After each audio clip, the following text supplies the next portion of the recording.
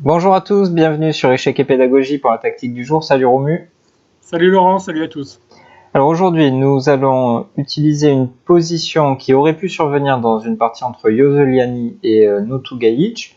Donc ce n'est pas la partie, c'est une position qui aurait pu survenir à l'occasion d'une des variantes.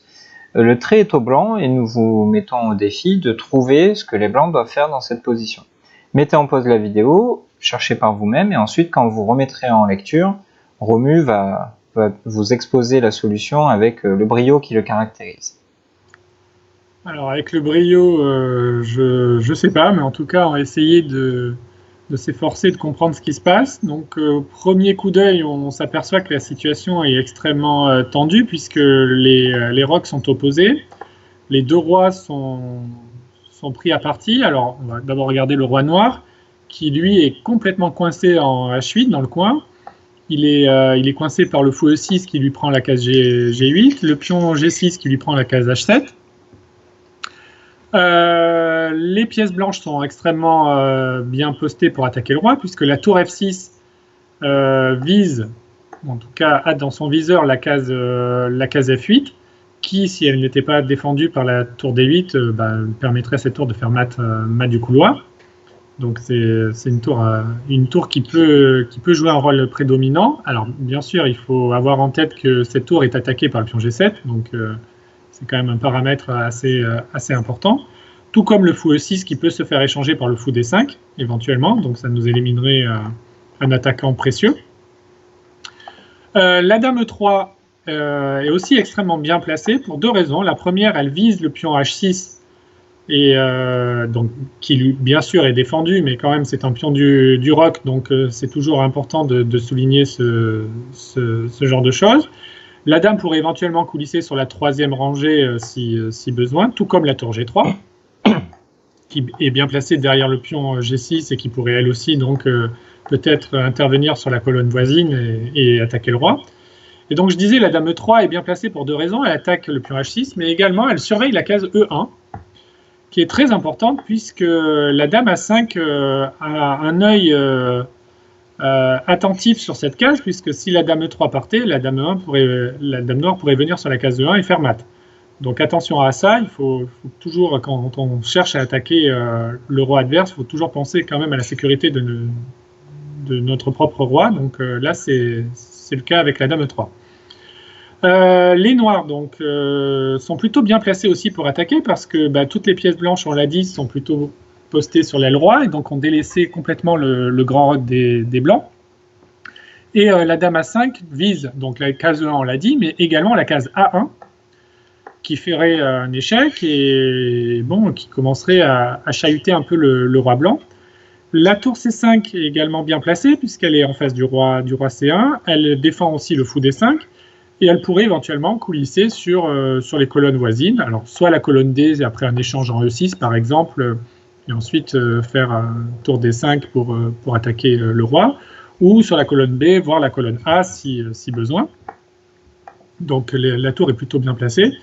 La tour D8, on l'a déjà dit, elle défend, elle a un rôle très important, elle défend la case F8, donc, qui ferait mat, mais elle pourrait aussi se joindre à l'attaque sur les colonnes A, B ou C, pour suppléer les pièces lourdes en C5 et en A5.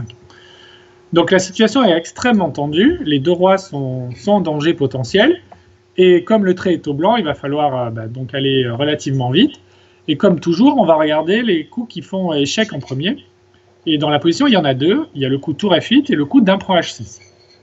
Alors on va peut-être regarder en premier dame prend H6, qui semble intéressant au premier abord, puisque le sacrifice de dame permet au pion G6, donc après pion prend dame qui est forcé, le pion G6 peut désormais s'avancer, et donc on pourrait faire G7 échec, roi H7 est forcé, et là on pourrait imaginer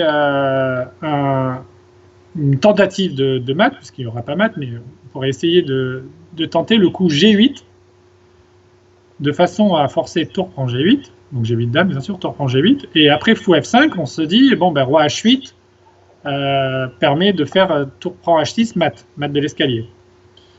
Mais malheureusement, pour les blancs, pardon, les noirs ont le coup tour G6. L'avantage d'avoir du matériel en plus, c'est qu'on peut le rendre comme ça nous arrange. Et là, après tour G6, les noirs évitent le mat, parce que sur fou prend G6, on fait simplement roi G7.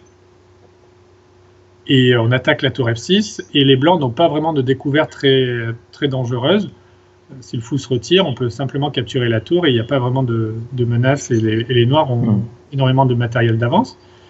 Et si on fait tour prend G6, tour G prend G6, avec l'espoir de faire tour prend H6 notamment, et de continuer l'attaque, on l'a dit tout à l'heure, la case E1 est très importante, et là les noirs récupèrent le trait, et donc après dame E1, c'est juste mat. Donc malheureusement pour les blancs, cette tentative échoue de peu, mais elle ne fonctionne pas. Ok, donc du coup, on peut dire que cette tentative échoue, mais elle peut aussi nous servir, c'est-à-dire qu'elle nous aide à mieux comprendre la position, notamment cette histoire de mat sur E1, et elle peut nous mettre sur la piste de la solution finalement. Oui, c'est toujours comme ça qu'il faut procéder. Lorsqu'on calcule qu'on a plusieurs idées dans une position, on calcule la première, et si elle ne marche pas, parfois en calculant la deuxième, on se souvient ce qu'on a vu dans la première, et on peut essayer de mixer un peu les deux idées, ou en tout cas où l'une peut permettre à l'autre d'améliorer un peu l'ordre de coup, ou d'intercaler un coin intermédiaire.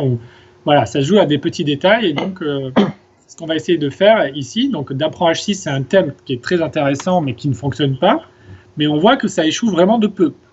Donc on se dit que peut-être si on modifiait un petit truc dans la position, ça pourrait fonctionner. Et donc on va observer maintenant le coup tour F8. Alors ça peut paraître surréaliste, puisqu'on donne la tour, quand même, la tour est juste en prise, donc ça a le mérite au moins de forcer la réponse de l'adversaire, si tour prend F8 est forcé. Et là, on peut de nouveau s'interroger sur le coup dame prend H6, parce que de toute façon, c'est le seul échec à notre disposition, et on l'a bien compris, il faut aller vite.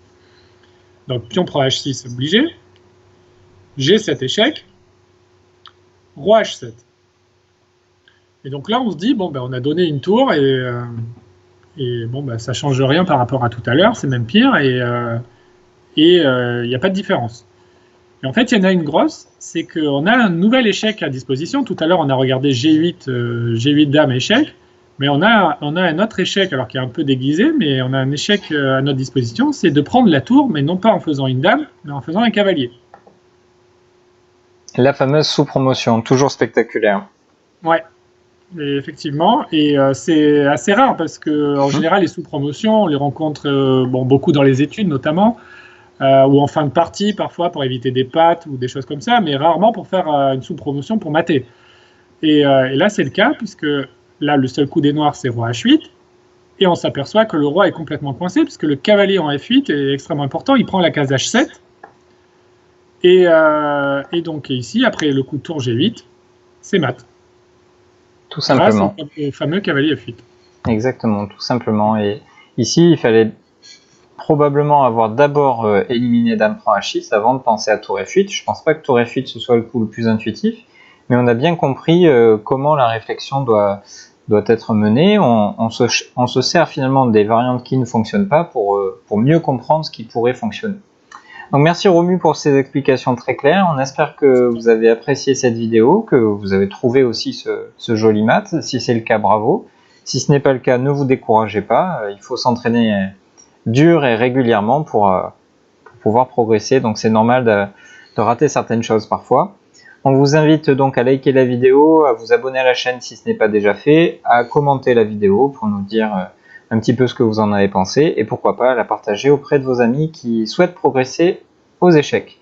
On vous dit à très vite sur la chaîne Échecs et Pédagogie. Au revoir, à bientôt.